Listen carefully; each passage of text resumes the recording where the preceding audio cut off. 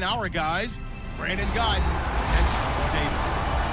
All right, Larry, EA Sports coverage of the NFL finds us at MetLife Stadium in East Rutherford, New Jersey. Today, rivals square off in the NFC East, and we've got a great matchup between the Washington Redskins and the New York Giants.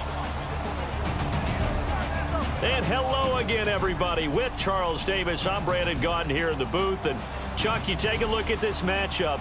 I don't know if it's going to be one in the trenches from the quarterbacks out, whatever. It's going to be a good game. Oh, without a doubt. I can't wait to see the big fellas have an impact. We're always spotlighting those wide receivers and quarterbacks and running backs and even the defensive backs. But the big guys, I can't wait to see which one tilts the balance for their team. The veteran kicker, Robbie Gould, set to get us started. And off we go from MetLife Stadium. This is fielded a couple yards deep.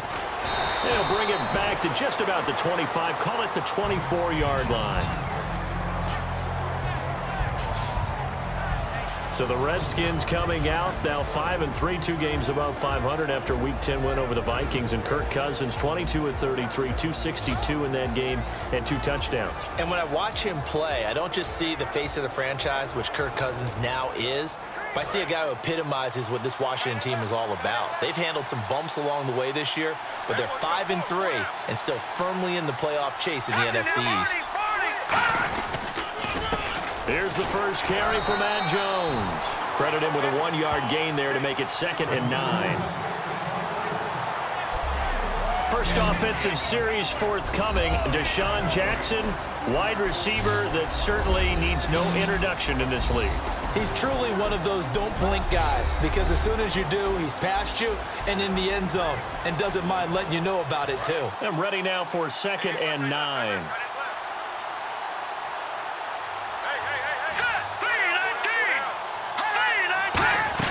Again, it's Jones. And nothing doing. He's immediately taken down at the line of scrimmage. No gain on the play there, so that doesn't help. Now they're looking up at a 3rd and 9 situation. And quickly the starting 11 now for the New York defense. Janoris Jenkins combines excellent coverage ability with supreme confidence in himself. He thinks that no one is going to catch a pass in his area. Calls himself Clamp City. So trouble already here on their opening drive. This is 3rd and 9. All right, here we go.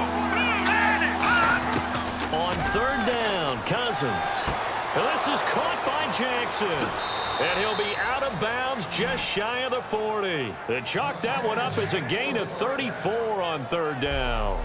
Okay, what can't Deshaun Jackson do? All right, we know about the catches. We just saw another one there.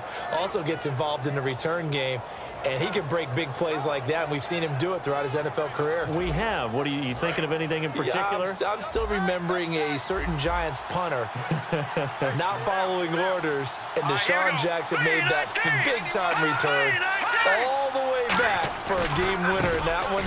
I still remember seeing the looks of disbelief on the Giants sideline. No gain on the play there, 2nd down.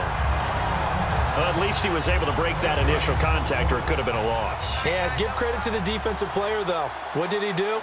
Made him slow down, slow up his feet, and allowed the rest of the guys to get there to finish him off. Cousins now on 2nd down. And he's got his target. It's Vernon Davis. Give him 30 yards there. For Vernon Davis, the renaissance continues. 3 catches, 66 yards, and a touchdown against the Vikings. He's done a really nice job filling the void when Jordan Reed was out with injury. And even in this last game, Jordan Reed only had 2 catches. But Vernon Davis, I asked Jay Gruden, their head coach, about him, and he said, I know you may not believe this, but he can still run 4-5 and watch him at the point of attack as a blocker. He's really been a great addition to our team. So Olivier Vernon, nice tackle for loss. He had 18 of those last year for Miami. And he really emerged in a game against Tennessee last year. Absolutely unstoppable. Almost couldn't be blocked. Cousins to throw it. Drops it to Jones in the flat. And here he'll get it down to the 7. 7 yards on the play. And they're going to face a 3rd down. Offense walks to the line for play number 7 of the drive. I'm going to show my age here a little bit. We used to talk about running backs catching the ball as safety valves. Nowadays, they're a big part of the passing offense. Quit acting like you're so old. You're only 65. Timing's crucial in any route thrown, but when you throw an out, so many things are going through the mind of the receiver. Catching the ball, timing it up with the quarterback. Are my feet going to get down inbounds? On that play, all those things going through his head might have caused him to drop it. And Hopkins' kick is good.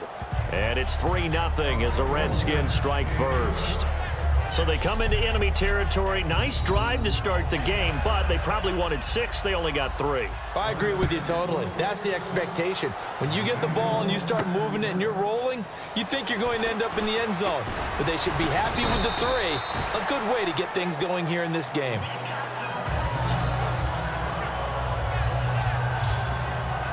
So here are the Giants ready to start their initial drive of the game. They'll be led out by the veteran quarterback, a multiple-time Pro Bowler. It's, of course, Eli Manning. I still remember a scouting report that a former Giants GM had on Eli Manning coming out of Mississippi.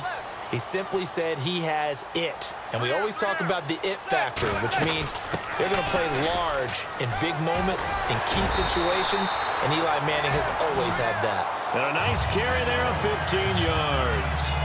I thought guys that were over 30 weren't supposed to run the football this well in the National Football League. How about that veteran leadership? A big-time run combined with some nice blocking by his offensive line, showing that the ins and outs of being a veteran still has his place in this league. His odometer is not totally turned over yet. And here's a look at the starting offense.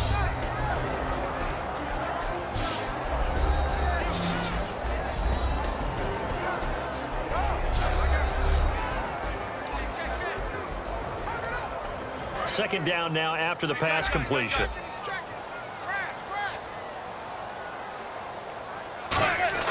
Manning to throw on second down. He's got the hook up to Odell Beckham.